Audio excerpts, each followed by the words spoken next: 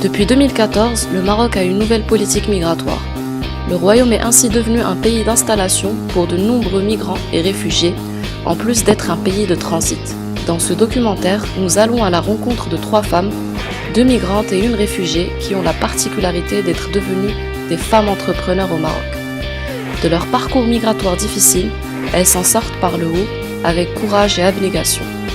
Zoé est une réfugiée ivoirienne arrivée au Maroc en 2012.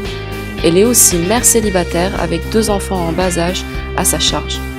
Pour subvenir à son quotidien, la jeune femme vend des produits africains à la Fondation Orient-Occident à Rabat. Annick est aussi ivoirienne. Elle a quitté son pays en crise en 2016 pour trouver un meilleur avenir au Maroc. Depuis, la femme de 37 ans est installée à Rabat et est devenue restauratrice. La migrante cuisine et vend des plats africains. Enfin, à quelques mètres de la restauratrice se trouve Florence, une Togolaise de 35 ans. Arrivée la même année qu'Annick, elle est coiffeuse et a fait de sa passion son métier.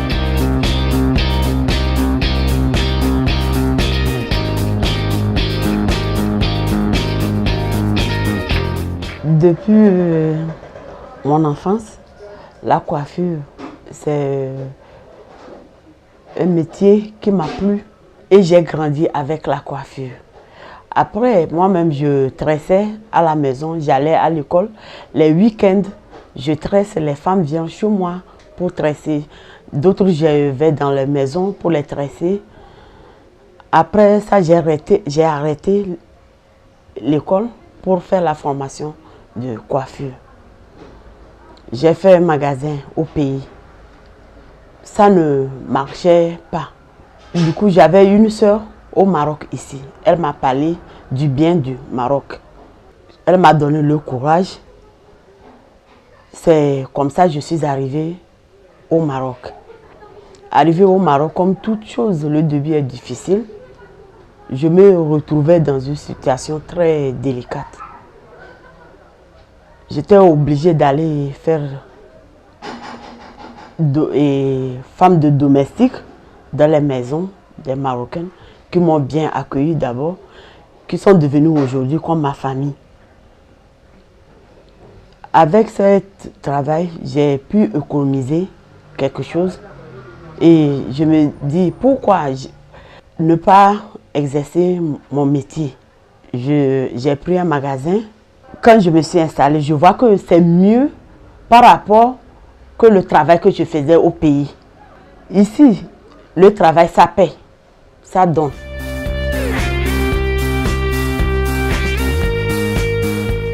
C'était déjà naturellement, j'aimais la cuisine, que j'ai appris auprès des parents de maman. Donc déjà la cuisine était une passion pour moi. J'étais très heureuse déjà en faisant la cuisine. Je n'ai pas grand niveau d'études, je n'étais pas dans un bureau, je ne faisais pas non plus le commerce, mais je travaillais comme serveuse dans des restaurants, classe. Et après la crise, les choses ont baissé. Donc j'étais parmi ceux qui sont partis. Et après, il fallait que j'aille chercher ailleurs, mais je ne trouvais pas mieux parce que partout où je partais, le salaire n'était pas, je ne pouvais pas. Moi, j'ai un enfant qui va à l'école et donc je ne me trouvais pas vraiment, je n'arrivais pas à gagner ma vie convenablement. J'avais des amis ici qui m'encourageaient à venir, que ici au Maroc, je pouvais quand même avoir, et puis je pouvais y arriver à trouver ma vie mieux qu'à Abidjan. Plusieurs fois, elles m'ont contactée et j'ai voulu quand même tenter ma chance en venant vers le Maroc. Les débuts n'ont pas été faciles pour moi, puisque je suis arrivée ici sans sou. Je n'avais rien. Je vivais de l'aide des camarades. M'ont encouragé de trouver du boulot, mais tout le monde n'a pas cette chance. Je n'ai pas eu de boulot aussitôt. Et comme je savais faire déjà la cuisine, quelque chose, je dis, mais tiens, je peux me débrouiller quelque part, même si ce n'est pas grand. Est-ce que ça ne peut pas donner? Je me suis encouragée moi-même à me lancer dans ce domaine. Bon, d'abord, je travaillais en tant que ménagère. Donc, du coup, c'était beaucoup stressant, fatigant. Et puis, Les enfants aussi, ça ne me permettait pas de pouvoir assurer à la maison, au travail et tout. Donc, il y a une dame qui m'a proposé si j'ai un endroit pour vendre les trucs du pays, elle me les envoie et moi, je le vends. Et après, je lui remets son argent, elle me donne un pourcentage dessus. Donc, j'ai vu que ça pouvait au moins assurer la nourriture et tout. Donc, j'ai accepté. C'est comme ça que j'ai commencé à vendre à la fondation. Le côté positif de vendre à la fondation, c'est que là-bas, on est entre nous. On fait comme si on est en fait au pays. Ces femmes entrepreneurs ont choisi le Maroc pour avoir un meilleur avenir. Mais dans les faits, s'en sortent-elles financièrement? Sont-elles épanouies dans leur travail? Nous, les femmes d'Afrique noire, nous sommes des battantes. Moi, je suis togolaise. Une femme togolaise est une femme qui se bat. Donc, je m'en sors mieux. Avec mon travail, je m'en sors mieux. Notre travail, ce n'est pas un métier qu'on peut dire tous les jours. Des fois, tu gagnes, des fois, tu ne gagnes pas. Mais au minimum par jour, quand tu arrives à faire 2 têtes, au moins tu as 600 ou 800 dirhams. Pour que je puisse commencer ce que je fais aujourd'hui, ça n'a pas été facile. Comme je le disais au départ, que je n'avais même pas l'argent. C'est avec de l'aide d'un des frères subsahariens qui est un peu mieux placé ici, que j'ai eu un peu d'argent pour pouvoir m'acheter un congélateur et quelques légumes et quelques petits trucs pour commencer mon business. Donc, mon problème ici, c'est l'argent. Les marchandises, ce n'est pas moi qui les achète. C'est pour une personne.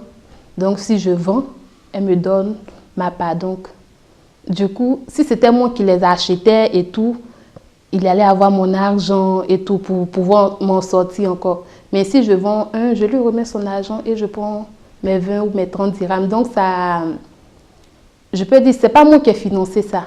Donc, du coup, je ne me plains pas trop. Si j'ai vendu un article, je sais que j'aurai 20 dirhams dessus, donc ça m'arrange. Le parcours de ces 3 femmes est loin d'être un long fleuve tranquille. Certaines difficultés peuvent entraver leur quotidien et leurs ambitions. Les difficultés que je raconte, je n'ai pas assez de moyens pour faire venir des produits de mon pays. À part ça, il n'y a pas un problème.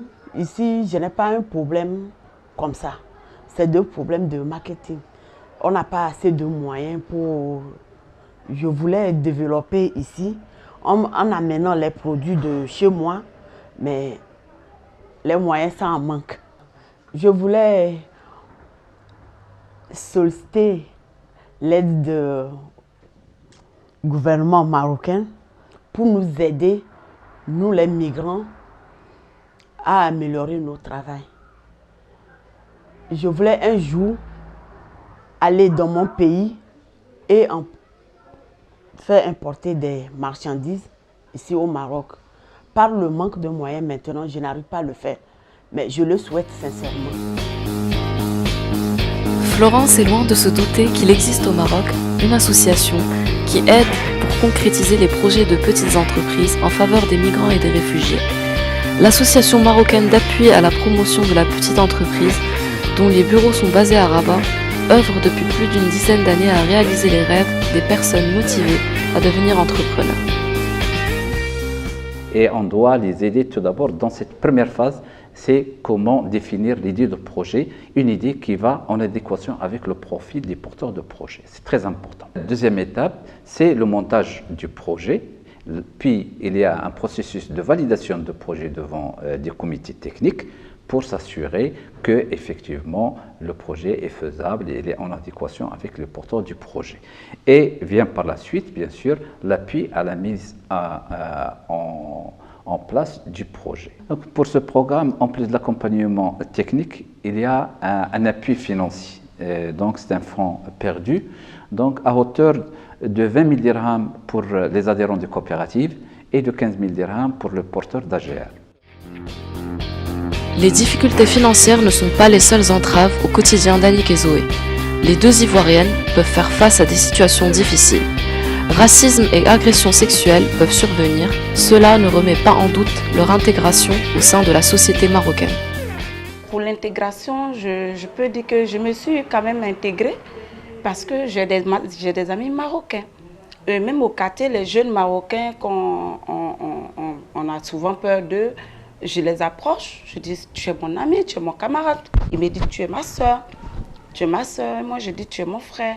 Donc pour l'intégration, j'arrive quand même à m'approcher des Marocains sans problème. Je n'ai pas encore eu des attaques physiques sur moi, mais je sais qu'il y a eu des témoignages sur certaines personnes.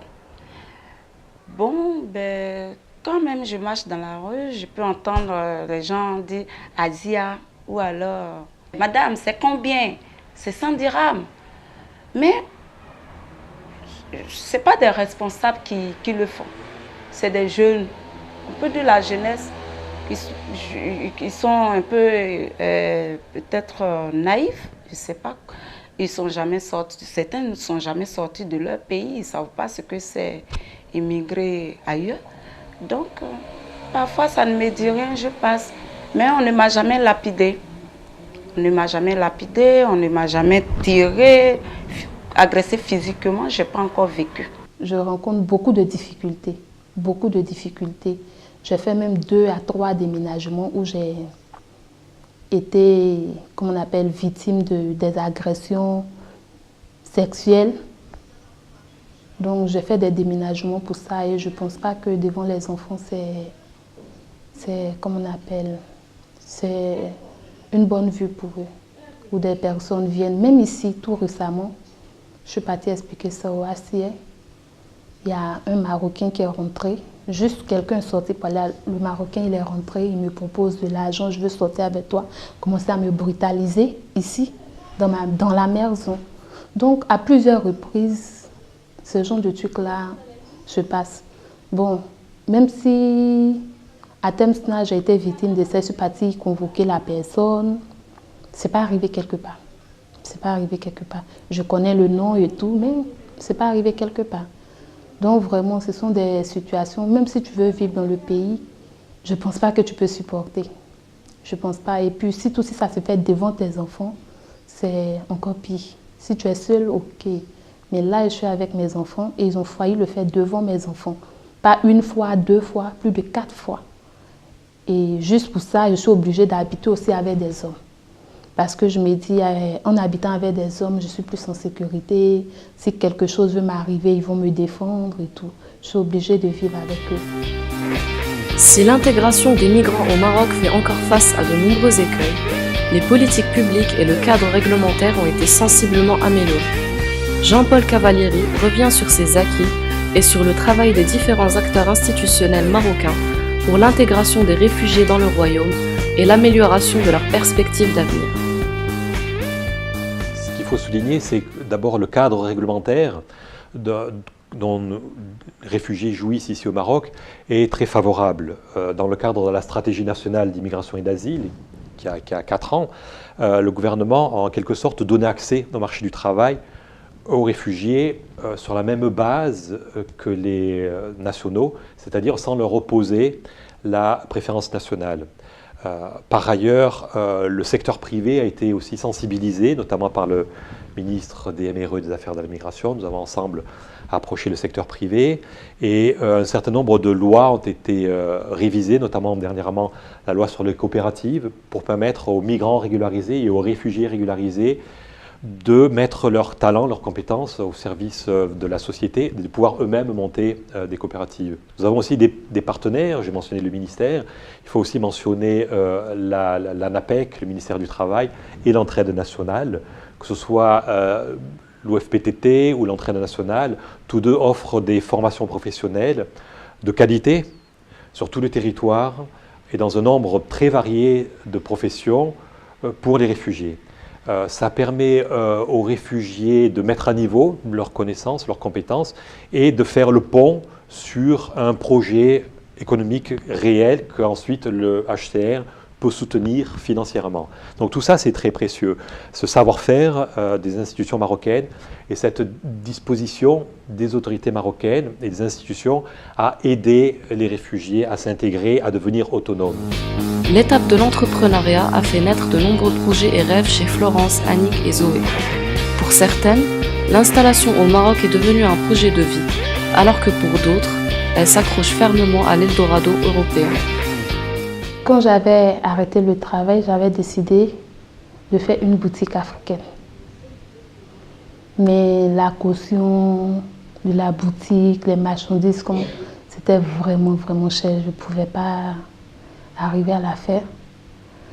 Mais pour le moment, je pense que si j'ai vraiment l'opportunité, franchement, je n'ai pas envie même de rester au Maroc pour continuer ma vie ici. Franchement, je n'ai pas envie. Je compte aller en Europe, si Dieu le permet. Une femme, vivre loin de ses enfants, c'est difficile. J'aimerais les avoir de mes côtés pour pouvoir prendre soin d'eux. Mais les moyens ne me permettent pas.